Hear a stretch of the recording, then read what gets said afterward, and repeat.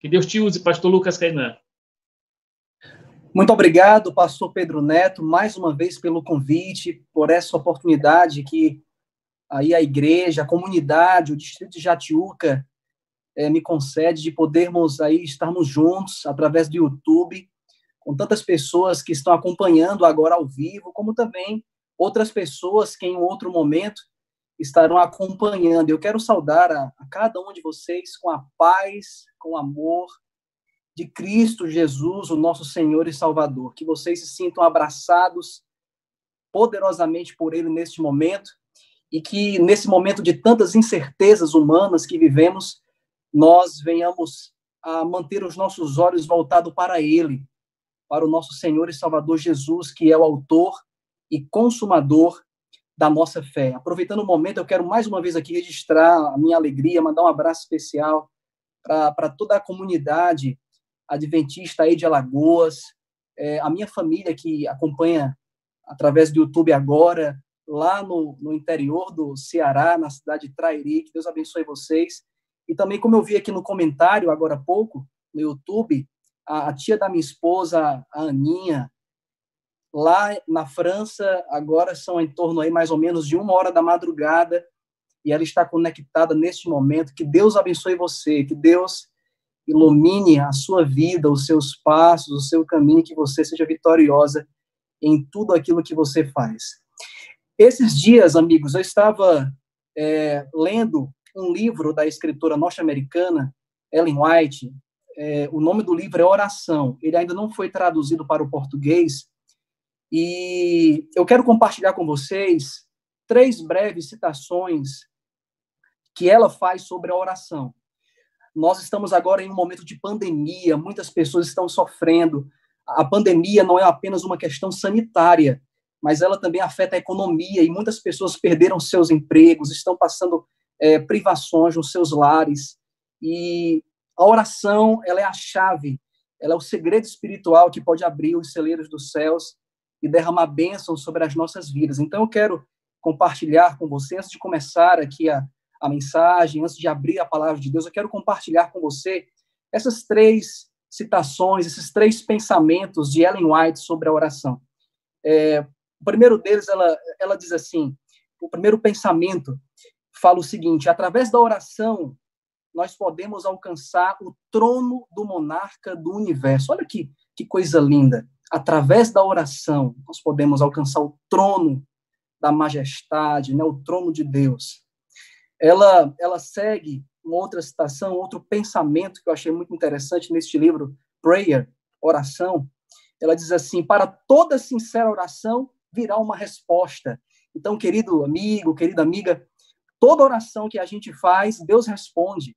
Deus responde. E Deus, ele responde na maneira certa, no tempo certo e para o nosso bem. Então, se você está clamando a Deus por um emprego, se está clamando a Deus por saúde, se está passando dificuldades nesta pandemia, está sofrendo, está clamando, saiba que Deus está ouvindo as suas orações. E, por fim, ela diz assim: quando sentimos que precisamos da presença de Cristo através da oração, é nesse momento que Satanás terá apenas poucas oportunidades para introduzir as suas tentações. Ou seja, a oração ela tem o poder de nos manter preservados, guardados com Cristo. A oração tem esse poder de nos deixar num ambiente seguro. E neste momento de tantas incertezas e perigos que vivemos, nós precisamos orar mais, nós precisamos buscar a Deus, nós precisamos clamar pelo poder que vem do alto, porque assim como ela falou aqui, através da oração, nós podemos alcançar o trono do monarca do universo, o trono da majestade, o trono de Deus. Pastor Pedro Neto, agora há pouco, fez uma oração, e eu gostaria de fazer mais uma oração. Nós iremos abrir a Bíblia, a palavra de Deus. Eu sei que várias pessoas colocaram aqui nos comentários do YouTube vários pedidos de oração. E eu quero orar com você mais uma vez. Nós iremos abrir a Bíblia, a palavra de Deus. De antemão, convido a você a pegar a sua Bíblia. Sei que alguns já estão com ela aí em suas mãos, mas nós iremos mais uma vez orar, mais uma vez clamar ao Senhor pela sua graça, pela sua proteção, pelas suas bênçãos, pela sua condução neste momento tão difícil que a gente vive. Eu quero te convidar agora a fechar os olhos e, mais uma vez, orarmos, buscando o poder que vem do alto. Vamos orar. Pai Santo, nós te louvamos por essa oportunidade de podermos agora abrir a tua palavra.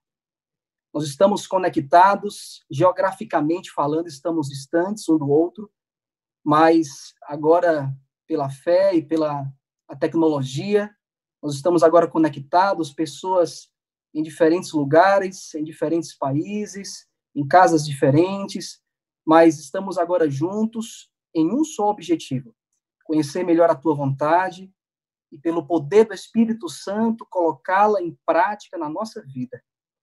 Pai, a gente vive agora tempos de incertezas, tempos de dificuldades. E nesse momento, Deus, nós queremos unicamente nos colocar em tuas mãos. Porque sabemos que, se estamos debaixo da tua direção, todas as coisas irão cooperar para o nosso bem. Por isso, Deus, abençoe os teus filhos que agora estão conosco nesta oração. Derrama sobre a vida deles bênçãos sem medidas. Que o Senhor abra as portas. Que o Senhor, acima de qualquer outra coisa, traga a certeza da salvação em Cristo. Traga a certeza de que nós não estamos sozinhos. E, acima de tudo, que o Senhor implante no nosso coração, na nossa mente, que nós temos um céu preparado para cada um de nós, uma eternidade que está muito em breve. Muito em breve nós iremos olhar para o céu e ver Cristo com poder e grande glória para nos levar ao lar. E por isso, Deus, que nós oramos, crendo que o Senhor é o mesmo ontem, hoje e o sempre será. Amém. Eu quero compartilhar com você uma mensagem que Deus colocou no meu coração durante esses dias, lendo a Bíblia, lendo um pouco sobre a palavra de Deus. Dentro desse contexto de pandemia, tantas preocupações surgem, não é? Tantas dificuldades surgem. E lendo um pouco a Bíblia, orando um pouco nesse momento, Deus colocou essa mensagem no meu coração. A gente está aí em um processo de incertezas quando falamos dentro de uma perspectiva humana. Mas quando a gente olha para a palavra do Senhor, sempre enxergamos esperança. Sempre há esperança, porque Deus, ele não nos abandona. Deus está presente, Deus está conosco agora. Nenhuma pandemia, nenhum problema, nada pode nos separar do amor de Deus que está em Cristo Jesus. E o tema da mensagem de hoje é: Jesus nunca perdeu uma batalha. E esse tema, ele conforta o nosso coração. Só de ouvir isso, já nos traz assim, uma segurança muito forte agora. E eu quero que você aí na sua casa repita comigo: Jesus nunca perdeu uma batalha. É isso mesmo, ele nunca perdeu uma batalha. E eu quero compartilhar com você, especialmente 3 batalhas que Cristo travou, das quais, obviamente, como ele nunca perdeu uma batalha, ele venceu. E isso nos traz força e firmeza, isso nos traz encorajamento para esse momento tão difícil, para esse momento tão duro que a gente vive no mundo inteiro. Pessoas estão sofrendo no mundo inteiro. Pessoas estão sendo afetadas e abaladas no mundo inteiro. Mas a certeza que nós temos é: Jesus nunca perdeu uma batalha. E não será essa batalha, não será essa pandemia agora específica que vai colocar um ponto final na atuação de Deus nas nossas vidas. Não vai ser agora que a gente vai ser abandonado, porque nunca, jamais Deus vai nos abandonar. Ele está presente. Em meio à tempestade, ele está presente. Ele nunca perdeu uma batalha e nunca perderá uma batalha. Em toda a Bíblia, amigos, a gente encontra bem claro e evidente a presença do grande conflito. Se estamos agora enfrentando essa pandemia, é porque existe um grande conflito por detrás de tudo.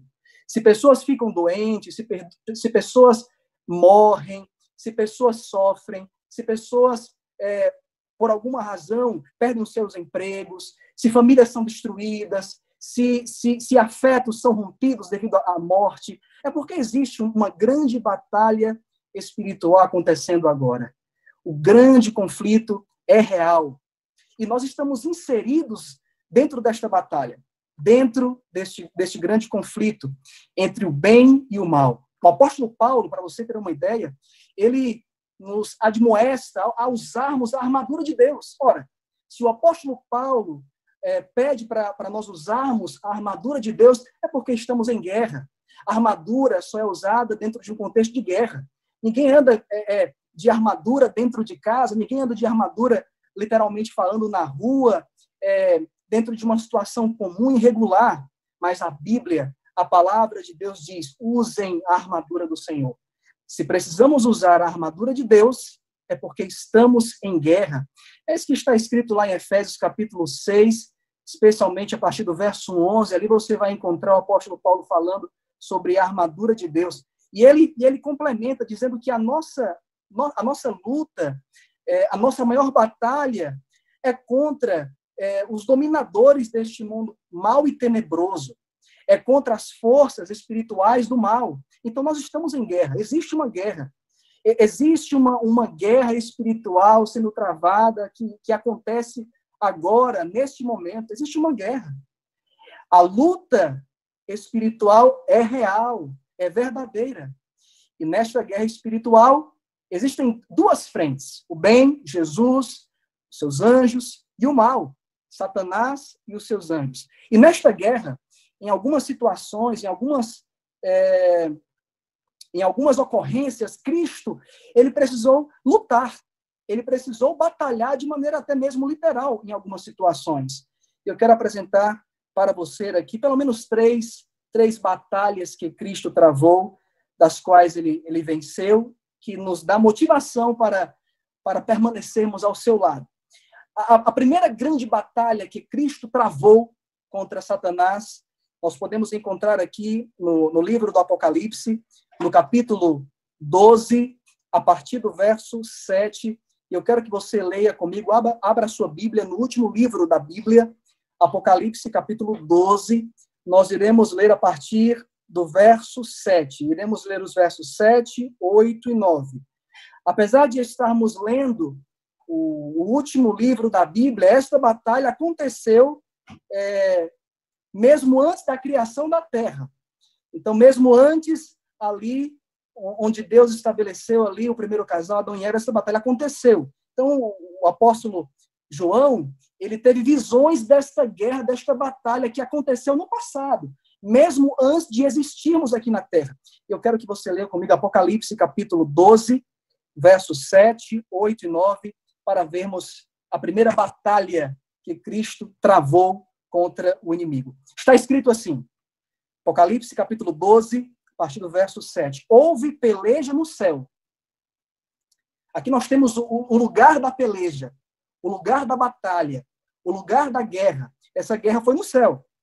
Miguel e os seus anjos pelejaram contra o dragão. Também pelejaram o dragão e seus anjos. Todavia não prevaleceram, nem mais se achou no céu o lugar deles. E foi expulso o grande dragão, a antiga serpente, que se chama Diabo e Satanás, o sedutor de todo mundo. Sim, ele foi atirado para a terra, e com ele os seus anjos.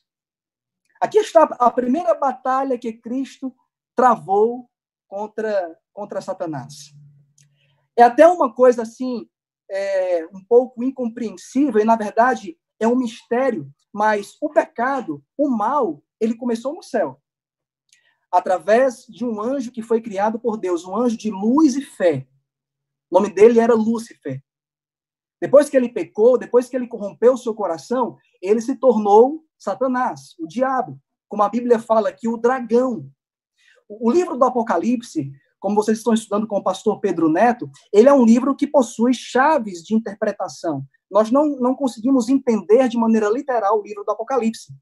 E um dos símbolos, um dos títulos para o inimigo de Deus no livro do Apocalipse é o dragão.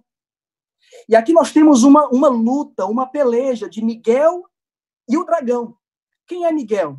Essa palavra Miguel, ela significa o seguinte, é uma pergunta. Miguel quem é igual a Deus? E Cristo, quando esteve à terra, ele disse, eu e o Pai somos um. Ele também disse a Filipe, Filipe, quem vê a mim, vê o Pai. Então, Miguel é um título que a Bíblia também usa para se referir a Cristo. Dragão, Satanás. Miguel, Cristo. Então, quando a Bíblia fala que houve peleja no céu entre Miguel e dragão, é porque houve uma batalha no céu entre Jesus e Satanás. É interessante que nesta batalha a gente percebe claramente aqui, pelo texto bíblico que a gente leu, que o inimigo ele foi derrotado ali. Ele foi lançado para a terra. Agora eu quero ler com você agora Isaías capítulo 14, a partir do verso 13, para a gente poder entender um pouco mais sobre o contexto desta guerra no céu. Por que Lúcifer, um anjo de luz, um anjo que estava ali à frente das ordens do Senhor, por que ele se rebelou contra o domínio e o reino de Deus? Isaías capítulo 14, a partir do verso 13, está escrito assim: Tu dizias no teu coração, olha o que Lúcifer pensava, eu subirei ao céu, acima das estrelas de Deus exaltarei o meu trono, e no monte da congregação me assentarei. Nas extremidades do norte, subirei acima das mais altas nuvens e serei semelhante ao Altíssimo. Veja só aqui a ideia, veja só o que Lúcifer pensava. Ele queria estabelecer o seu domínio, o seu reino próprio, acima do reino de Deus. Existe um outro texto na Bíblia que fala desse momento, em que Lúcifer começou a se corromper. E está aqui no livro do profeta Ezequiel, no capítulo 28, a partir do verso 14. Olha o que a Bíblia fala sobre Lúcifer neste momento ali, quando ele começa a se rebelar no céu contra Cristo. Ezequiel, capítulo 28, verso 14 em diante, está escrito assim: Tu eras querubim da guarda ungido, e te estabeleci. Permanecias no monte santo de Deus, no brilho das pedras andavas. Perfeito eras nos teus caminhos, desde o dia em que fostes criado, até que se achou iniquidade em ti. Ou seja, Deus não criou o mal. Deus criou um anjo perfeito, um anjo que andava, de acordo com Ezequiel, capítulo 28, verso 14, no brilho das pedras. Ele permanecia no Monte Santo de Deus até o momento que se achou iniquidade nele. O problema estava com Lúcifer. Verso 16: Na multiplicação do teu comércio se encheu o teu interior de violência e pecaste. E eu quero aqui agora abrir um parêntese para explicar um detalhe só que vai abrir a nossa mente para essa questão, para esse tema que estamos estudando. Veja que no verso 16 do capítulo 28 de Ezequiel, a Bíblia usa a seguinte expressão: na multiplicação do teu comércio. A Bíblia ela não foi escrita originalmente em português. O Antigo Testamento, especialmente, foi escrito em hebraico. E esta palavra, comércio, na língua original bíblica, a tradução desta palavra é fofoca. Na multiplicação da fofoca de Lúcifer, que se levantou contra o governo de Deus, se encheu o teu interior de violência e pecaste. Continuando no verso 16: pelo que te lancei profanado, fora do monte de Deus, e te farei perecer, ó querubim da guarda, ó estrela da manhã.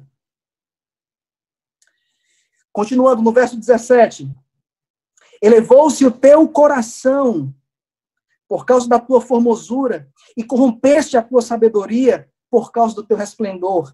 Lancei-te por terra, diante dos reis, te pus para que te contemplem.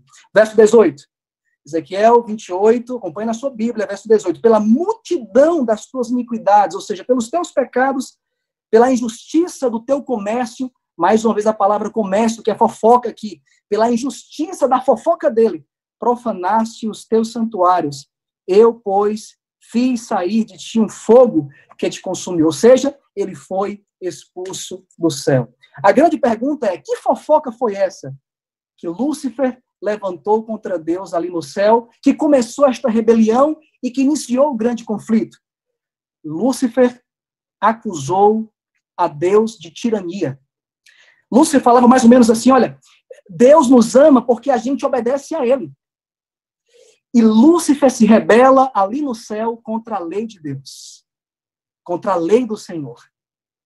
Esse foi o estopim para o grande conflito iniciar no coração de um anjo perfeito. E aí, nesse momento em que Lúcifer espalha a sua fofoca contra Deus para os outros anjos que existiam no céu, nesse momento que ele destila o seu veneno, ele se torna, então, Satanás. Ele se torna, então, o dragão. Ele se torna o diabo. E, infelizmente, ele consegue enganar, ele consegue iludir uma parte dos anjos ali do céu. E a grande pergunta que fica é, por que Deus não destruiu logo com ele? Por que Deus não acabou logo com isso? Ora, se Deus tivesse feito isso, Deus teria dado forças para o argumento do próprio anjo do mal. Se Deus tivesse destruído Lúcifer naquele momento, o argumento de Lúcifer ganharia mais força. Porque a fofoca que ele levantou no céu foi mais ou menos assim, olha, Deus só nos ama, Deus só é amor porque a gente obedece aos mandamentos dele, porque a gente obedece à lei dele. Então Deus precisou dar um tempo para que não apenas os anjos, mas também nós pudéssemos enxergar e ver com os nossos próprios olhos que o mal não compensa, que desobedecer a Deus não compensa, que transgredir a lei de Deus não compensa, que vale a pena permanecer ao lado de Deus. E nesse momento se levanta Miguel, nesse momento se levanta Jesus. E como a gente leu aqui em Apocalipse capítulo 12, Jesus se levanta e ele vence ali aquela primeira batalha no céu, expulsando ali daquela atmosfera sem pecado, aquele anjo e os outros anjos que caíram em pecado, que cometeram iniquidade. Cristo se levanta como grande comandante do céu. Ele foi indicado pelo Pai para acabar aquela rebelião ali no céu. E houve, então, peleja, houve batalha no céu. A escritora norte-americana, no livro Visões sobre os Anjos, Ellen White, ela fala assim, houve, então, batalha no céu. O Filho de Deus, o Príncipe dos céus, junto com seus anjos leais, se empenharam no conflito contra o arqui-rebelde, contra o dragão. O Filho de Deus e os anjos sinceros e leais prevaleceram, ao passo que Satanás e os anjos que simpatizaram com ele foram expulsos do céu. Verdade sobre os Anjos, página 45. Então, Cristo venceu ali aquela primeira batalha no céu. Houve peleja no céu e Cristo venceu. Mas essa batalha, ela não findou aí.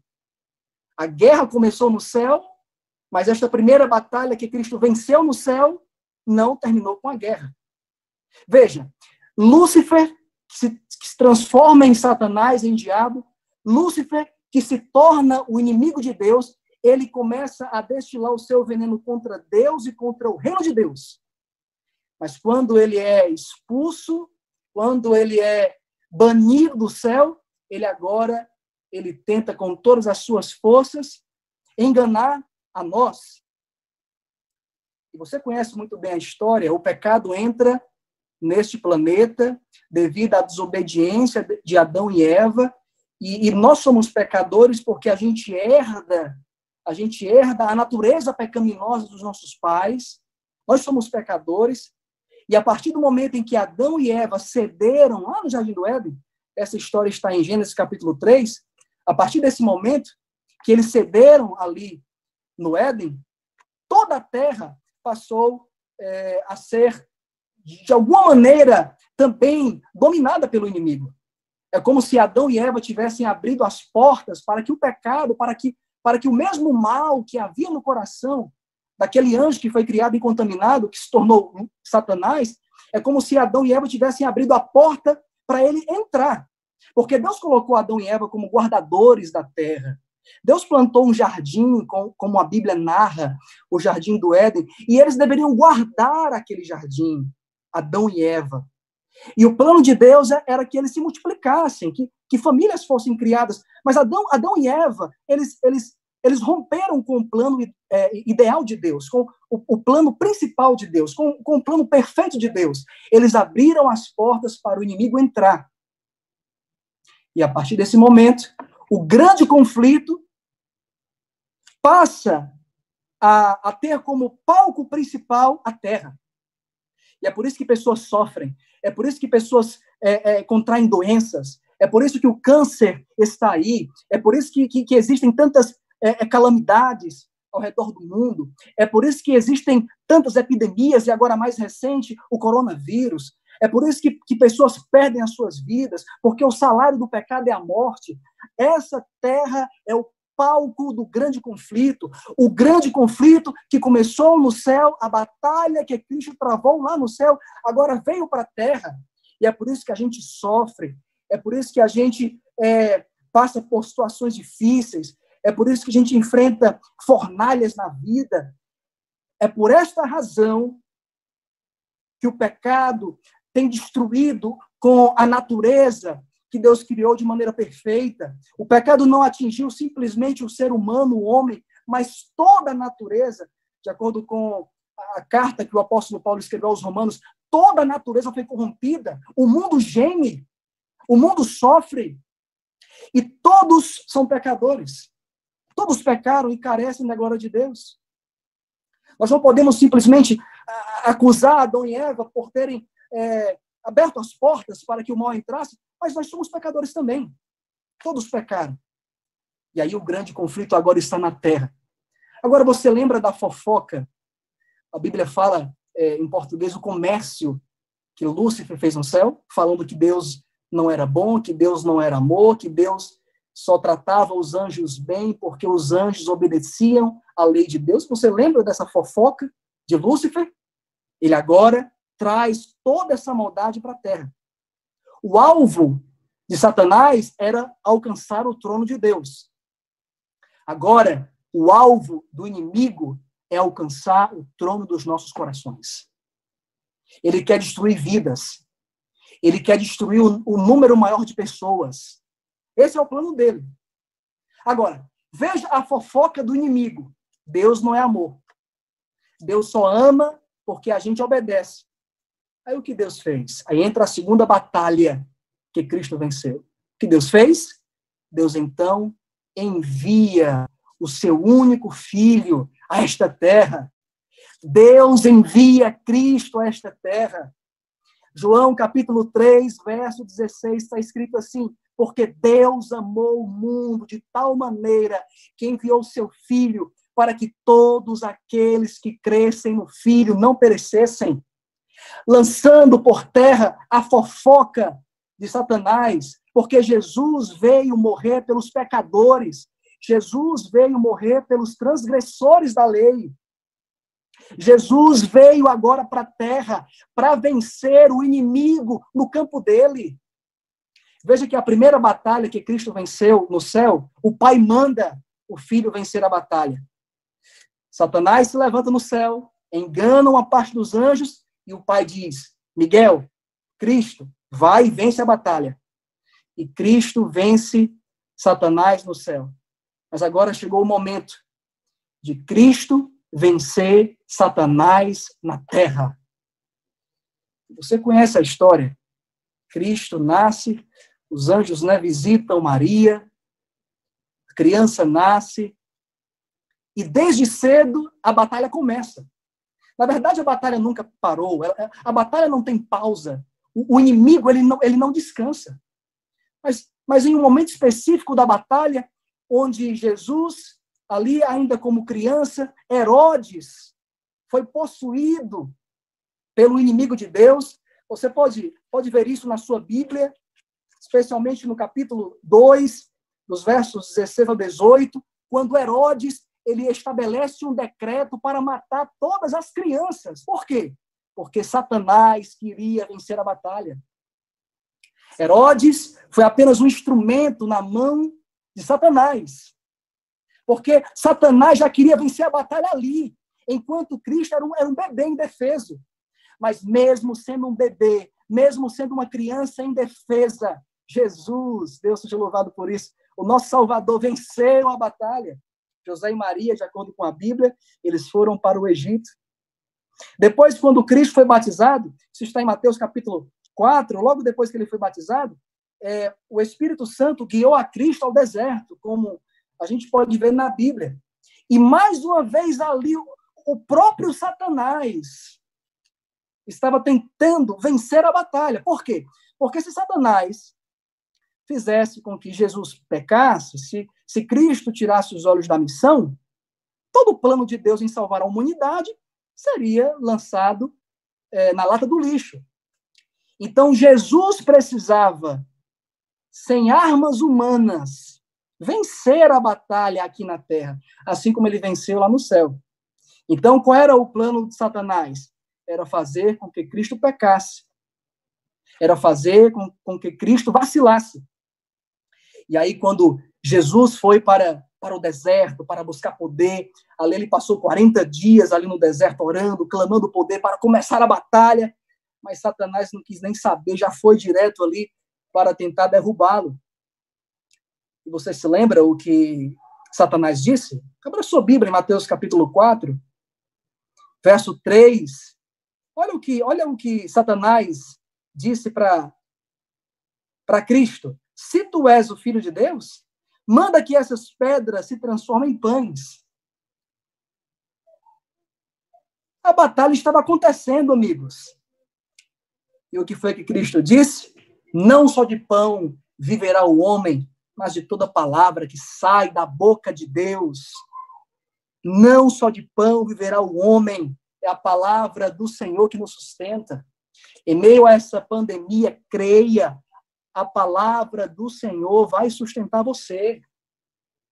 Nós não temos todas as respostas para todas as nossas inquietações, mas nós temos todas as promessas necessárias na palavra. Depois disso, Satanás levou Jesus até a cidade santa, de acordo com a Bíblia, ali para o pináculo do templo, que era um local bem alto, e Satanás disse assim, verso 6, Mateus capítulo 4, verso 6.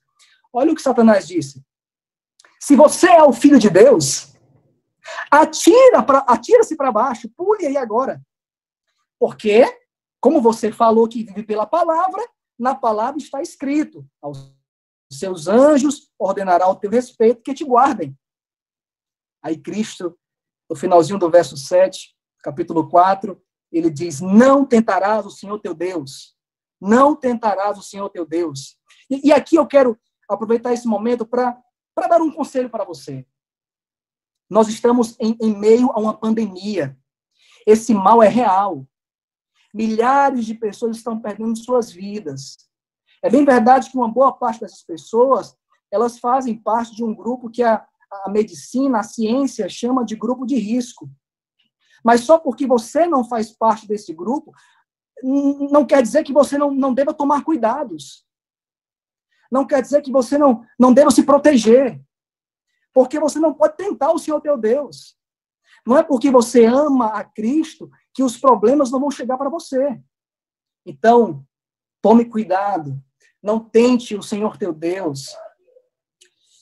E, por fim, quando Satanás, na sua última tentativa, mostrou ali para Jesus os reinos, as glórias deste mundo, e Cristo disse, ao Senhor teu Deus somente adorarás, porque Satanás pediu para que ele se prostrasse.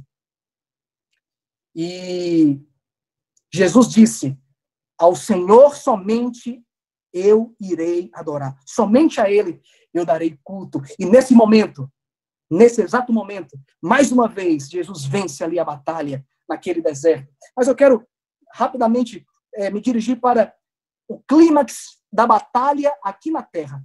Aqui na Terra, houveram várias batalhas, desde a infância, quando Herodes lançou o decreto. Depois, ali na tentação. E o clímax da batalha foi quando Jesus, na cruz do Calvário, morreu. Ali o inimigo, ele usou de todos os artifícios para machucar o Salvador, para ferir o Salvador. Ele colocou uma coroa de espinhos no Rei da Glória. Ele chicoteou o Rei da Glória. Ele maltratou o Rei da Glória. Mas, quando Jesus morreu, a Bíblia diz que ele ressuscitou.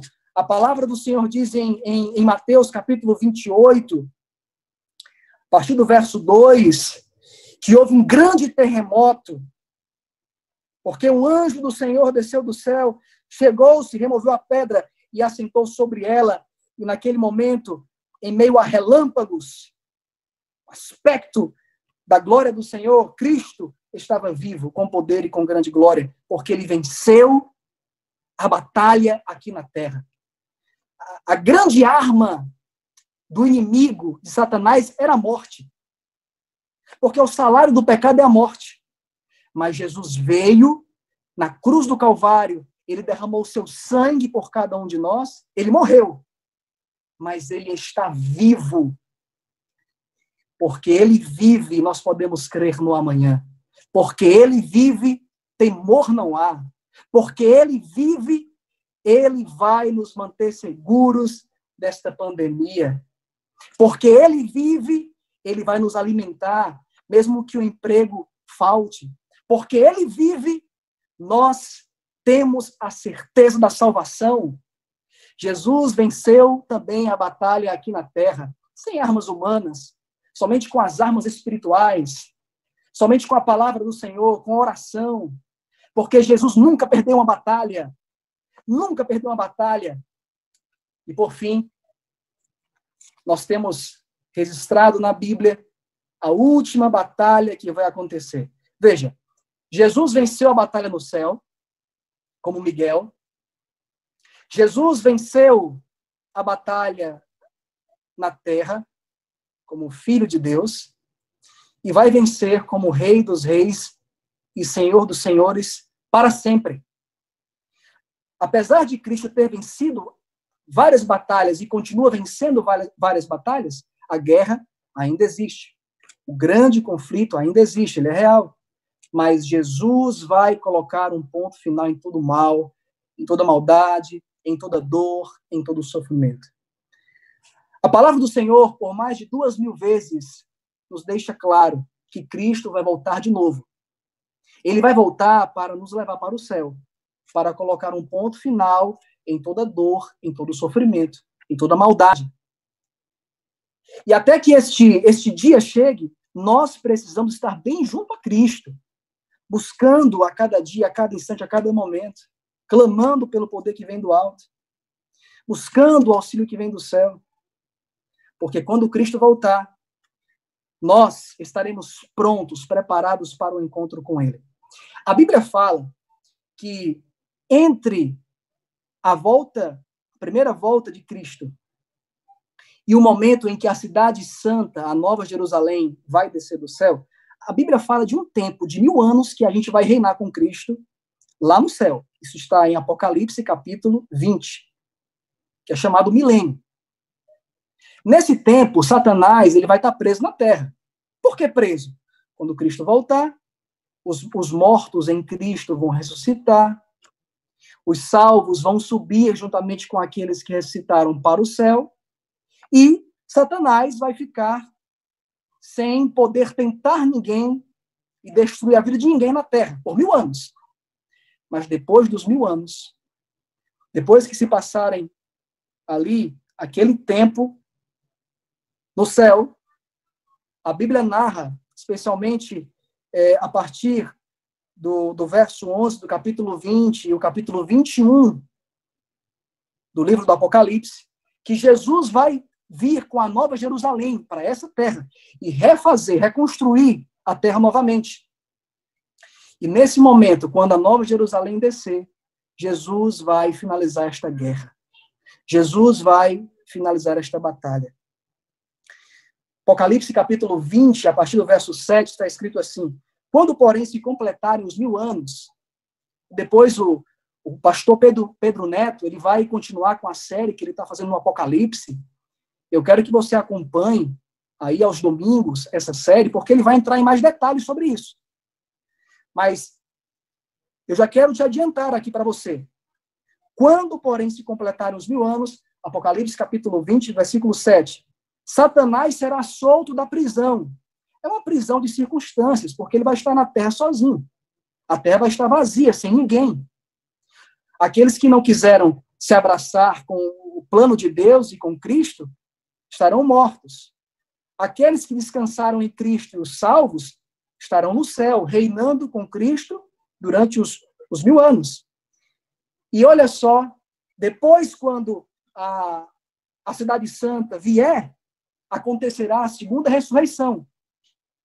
E a segunda ressurreição irá ressuscitar todas as pessoas que não quiseram saber nada de Deus, nada da Bíblia, que não se colocaram dentro dos planos de Deus. E o que é que ele vai fazer? O inimigo de Deus? Verso 8.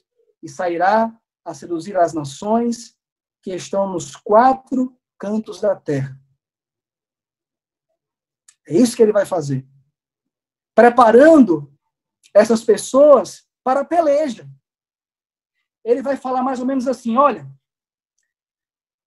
Jesus está no céu, entre aspas, né, com os queridinhos dele. E nós estamos aqui. Agora nós temos uma chance. Nós podemos tomar a cidade. Esse vai ser o último engano dele. Essa vai ser a última estratégia dele. E a Bíblia já fala o que ele vai fazer. Mas aí, a Bíblia narra que quando a cidade santa estiver descendo, ele vai ser destruído. E eu quero ler aqui com você, especialmente o verso 14 do capítulo 20, que diz assim, então, quando o fogo descer do céu, a morte e o inferno foram lançados, verso 14, para dentro do lago de fogo. Esta é a segunda morte, o lago de fogo. Veja que interessante. Deus, ele quer acabar e destruir com Satanás e com seus anjos. Ele quer destruir com a morte, com esse império do mal. Deus nunca fala em destruir pessoas. Por quê? Porque Deus, ele quer salvar todos. Ele quer salvar você, que está acompanhando agora através do YouTube. A destruição final, ela está preparada não para pessoas. Ela está preparada para Satanás e seus anjos. Mas, infelizmente, algumas pessoas se prenderam a este mundo mal de tal maneira que, infelizmente, irão se posicionar junto com o exército do mal. Mas a boa notícia é que há esperança para todos nós. Depois dos 1000 anos, já quando estivermos no céu, a nova Jerusalém vai descer. Jesus vai destruir Satanás e seus anjos. E ele vai fazer novas todas as coisas. Ele vai vencer a última batalha. Amigo, o nosso Deus, ele nunca perdeu uma batalha. Ele sempre venceu. Ele venceu no céu, como Miguel. Ele venceu nesta terra, como uma criança indefesa. Ele venceu no deserto, sem nada, apenas com o poder espiritual. Ele venceu até mesmo numa cruz, com uma coroa de espinhos na sua cabeça. Ele venceu ali porque ele está vivo. Ele venceu a morte. E ele vai vencer mais uma vez e finalmente e para todo sempre o inimigo. Porque a cidade santa vai descer do céu depois dos 1000 anos. E Satanás e os seus anjos serão destruídos. O mal já não existirá. Não haverão mais pandemias. Nós não iremos mais precisar de lockdown. Nós estaremos para sempre com o Senhor. Felizes para sempre com o Senhor. Não haverá luto, não haverá pranto, não haverá dor, porque todas essas coisas irão passar. O livro do Apocalipse, capítulo 21, versículo 25, diz que as portas da cidade nunca se fecharão. Nunca se fecharão. Não há espaço para lockdown no céu. Porque Cristo vencerá para sempre o inimigo. O nosso Salvador, ele nunca perdeu uma batalha. Por isso, nesse momento eu quero fazer um convite a você. Em meio às lutas da vida, em meio às batalhas que estamos travando agora, se apegue a Cristo. Porque Ele é especialista em vitórias. Ele nunca perde. Ele só ganha. E se você jogar no time dele, você também vai vencer. Nós iremos ouvir uma música agora. Essa música fala: eu sou de Jesus. No grande conflito, não existe espaço para meu termo. Ou você é de Jesus, ou você não é de Jesus. Mas eu sei que você é de Jesus. E porque você é de Jesus, eu quero que enquanto você acompanha este clipe, este louvor, você cante juntamente conosco, entregando mais uma vez a sua vida a Ele.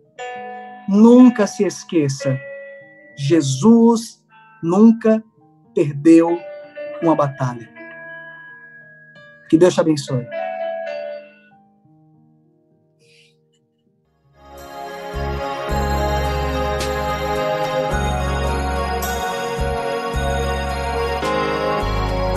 Dois caminhos a seguir, dois senhores a lutar.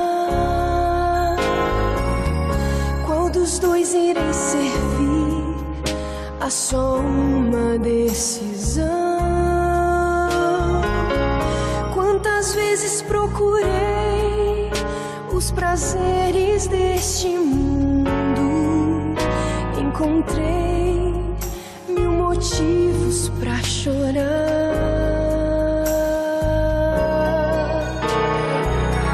O inimigo sempre vem disfarçando as intenções, com ciladas ao redor, ele quer me destruir. Só Jesus pode me dar a real felicidade e poder para ser um vencedor. Sou de Jesus, o Senhor da vitória, o alimento, a vida, rocha eterna da salvação. Seu amor me atraiu, deu-me paz e alegria. Eu já fiz minha escolha, sou de Jesus.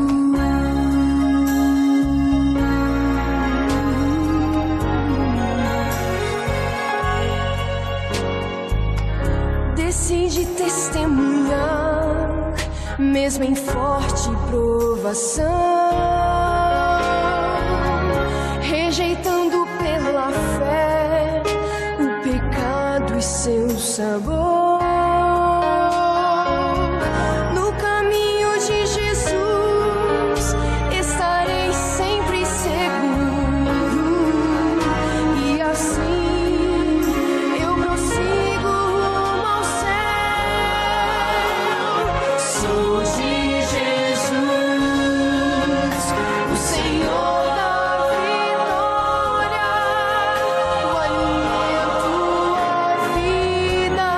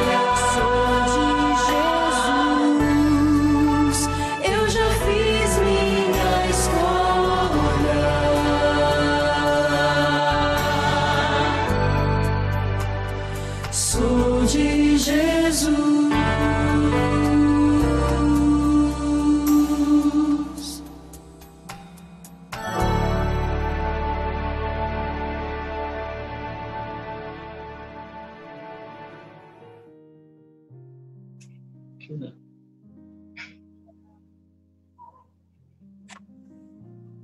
chat agora.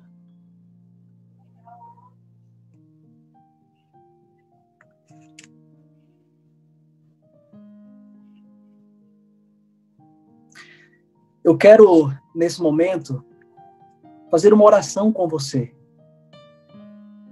Eu sei que você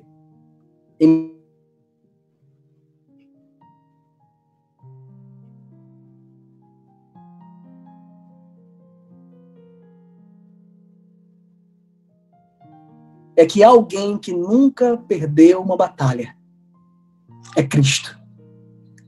E nós podemos estar jogando no time dele. A gente pode estar com ele agora. E se você tomar essa decisão, eu quero dizer para você que você vai ser vitorioso. Por causa do poder de Cristo na sua vida. Aí onde você está, feche seus olhos. Eu quero orar com você. Senhor Deus, nós louvamos o teu nome, Pai amado, pelas tuas bênçãos, pelo teu cuidado. Nós te louvamos, Deus eterno, porque tu estás conosco. Nós te louvamos porque, mesmo diante de todos os enganos do inimigo que quer nos destruir, nós temos a tua palavra. Nós temos a tua verdade. E acima de qualquer outra coisa, o Senhor enviou teu Filho amado para nos trazer a salvação. É nesse momento, Pai, esse momento de tanta dor que a gente vive, é nesse momento que a gente consegue perceber o quanto o plano do pecado, o propósito do mal é terrível. O quanto os planos do príncipe das trevas são planos corruptos, são planos destrutivos. E é por isso que neste momento, Deus, nós queremos ratificar o nosso compromisso, a nossa decisão, a nossa entrega a Ti. Nesse momento, todos nós juntos queremos afirmar, nós somos de Jesus. Nós pertencemos a Jesus. Nós fazemos parte do reino de Jesus. E nós queremos permanecer ao lado de Jesus hoje e sempre. E é no nome dele, Pai, no nome de Cristo que nós oramos. Amém. Amém. Amém. Pastor Pedro Maravilha, Neto. pastor, que mensagem. Pastor Pedro Neto, eu quero aproveitar aqui rapidamente, enquanto eu estava pregando aqui, o meu sogro e a avó da minha esposa acompanharam lá de Fortaleza. Um abraço para eles, o Reinaldo e a Luzia. Deus abençoe vocês. E mais uma vez, pastor, muito obrigado pelo convite. Quando precisar, estamos aqui às ordens. Deus abençoe você, o seu ministério e a sua igreja aí agora, o seu rebanho, aí o povo de Deus aí, das igrejas que fazem parte do distrito de Jatiuca. Que bom saber aí, viu? Nós temos que sugar muito aí seus conhecimentos aí, que Deus te abençoe no seu mestrado. Muito obrigado, nós que agradecemos bastante aí, essa mensagem confortadora. Realmente estamos do lado da vitória, irmãos, não devemos nos desamparar. Pastor Lucas, só mais um pedidozinho aí para você encerrar, uma saudação aí em inglês para nós aí. Okay, I'm so thankful about that opportunity to share with you the gospel, the word of God. I'm so thankful. Thank you, Pastor Pedro Neto. Thank you, Brazil. I and my family, I'm so glad for this moment. And I hope that everyone is doing well in this hard situation. And don't forget, God is in control. God has a plan. Jesus never lose a battle. The battle is gone about the power of Jesus. God bless you.